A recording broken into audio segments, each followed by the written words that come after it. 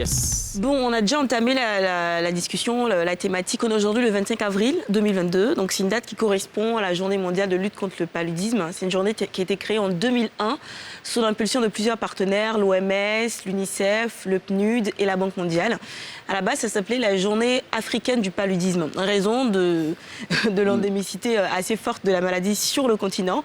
Et puis, en 2007, finalement, par décision de l'Assemblée mondiale de la santé, c'est devenu la journée mondiale de lutte contre le paludisme.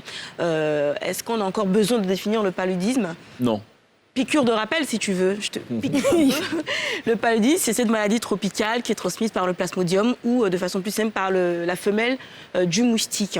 Alors, en quoi est-ce que cette journée est importante, la journée mondiale de lutte contre le paludisme ? Elle est importante dans la mesure où elle fait connaître et comprendre en fait ce que c'est que le paludisme en apportant aux populations un maximum d'informations antipaludiques. Donc, tu as notamment des activations dans des communautés, histoire de voir un petit peu comment contrecarrer cette maladie ou comment traiter justement le paludisme. Il faut rappeler quand même que les données en 2020 étaient assez alarmantes.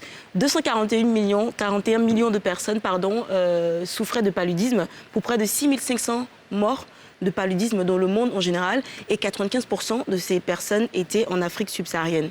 Bon, la bonne nouvelle en Côte d'Ivoire, c'est quand même depuis 2017, les chiffres ont baissé.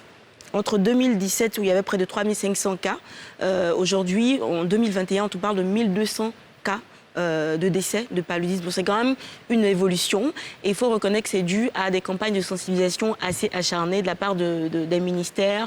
Aujourd'hui, il y a le rapprochement des populations des établissements de santé. On apprend de plus en plus avec l'innovation comment lutter rapidement contre les cas de maladies de paludisme simples et ainsi de suite. Et donc voilà un petit peu le retour qu'on a cette année. On va quand même rappeler le thème « Exploiter l'innovation pour réduire la charge mondiale du paludisme et sauver des vies ». C'est une bonne nouvelle que les chiffres baissent comme ça, mais quand même, il faut rester alerte parce qu'aujourd'hui encore, le taux de mortalité reste élevé au niveau des enfants de moins de 5 ans et des femmes enceintes. Merci pour cette piqûre de rappel. 10 sur le quart de la glissade.